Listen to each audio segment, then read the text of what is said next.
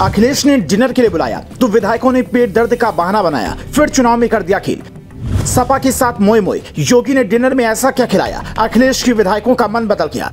हारी बाजी कैसे जीती बीजेपी, 2 घंटे में कैसे पलटा लखनऊ का खेल, सुनिए चाणक्य योगी की इनसाइड स्टोरी।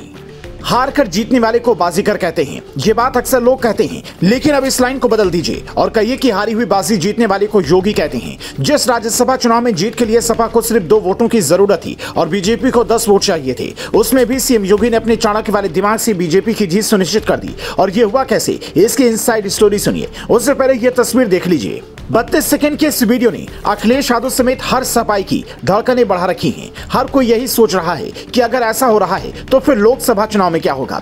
मोदी जैकेट और व्हाइट शर्ट में चश्मा लगाए जो माननीय दिख रहे हैं वह है गौरीगंज से सपा के विधायक राकेश प्रताप सिंह। उनके बगल में सूट पहने खड़ी महिला हैं पूजा पायल, जो चायल सीट से विधायक हैं। उनके ठीक बगल में सफेद बाल वाले जो नेताजी खड़े हैं, उनका नाम है विनोद चतुर्वेदी, जो कालपी विधानसभा से सपा के विधायक हैं। और उनके ठीक बगल में यूपी के डिप्टी सीएम ब्रजेश पाठक, और उनके बगल में चश्मा लगाए खड़े हैं जलालपुर के विधायक राकेश पांडे। इनके अलावा ब्लैक कलर की मोदी जैकेट में विक्ट्री का साइन दिखा रहे हैं माननीय अभय सिंह, जो गोसाईगंज से सपा के विधायक हैं। और उनके ठीक बगल में टोपी पहने खड़े हैं ऊंचाहार के विधायक मनोज पांडे।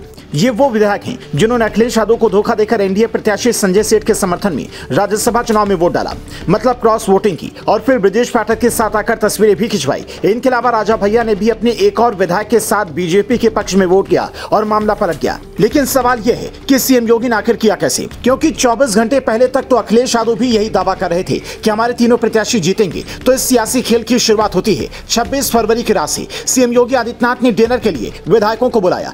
चूंकि रात में दाल रोटी और सब्जी खाते हैं, इसीलिए उनके लिए सिर्फ वही इंतजाम था और बाकी के विधायकों के लिए मनपसंद लजीज व्यंजन बने थे। खाने के दौरान ही राज्यसभा चुनाव की रणनीतियों को लेकर चर्चा हुई, जिसमें इस बात पर सहमति बनी कि अपने 8 उम्मीदवारों को जिताना है। इधर ये प्लान बन रहा था, उधर अखिलेश यादव की ओर से आयोजित डिनर में सपा के 8 विधायक पहुंचे ही नहीं। हो सकता है कि इसमें कईयों ने पेट में दर्द का बहाना भी बना लिया हो, क्योंकि हमारे हिंदुस्तान में खाने से इनकार का सबसे आम बहाना है। पर सियासत में इनकार के और भी तरीके हैं। ऐसे में शिवपाल तुरंत समझ गए खेला हो चुका है, इसलिए चुनाव से ठीक पहले उन्होंने बयान दिया कि अगर ऐसा हुआ तो देखेंगे। मजेदार बात यह थी कि अखिलेश को जिन विधायकों ने धोखा दिया उनमें 3 विधायक ब्राह्मण हैं, ज्यादातर जनरल जाति से आते हैं, जिसका सीधा सा संकेत है कि अखिलेश की पीडीए यानी कि पिछड़ा दलित और अल्पसंख्यक वाली राजनीति सपा के जनरल नेताओं को रास नहीं आ रही है। आने वाले दिनों में हो सकता है कि और भी नेता इधर उधर हो, कुछ बीजेपी में आए तो कुछ सपा में जाएं, या टिकट की आस में कांग्रेस का हाथ थामे। पर सबसे बड़ा सवाल यह है कि अखिलेश यादव अपने विधायकों को सीएम योगी के पक्ष में जाने से नहीं बचा पाए। वो लोकसभा चुनाव 2024 में राहुल के साथ मिलकर क्या मोदी का मुकाबला कर पाएंगे? आप इस बारे में क्या कहेंगे? कमेंट कर बताएं।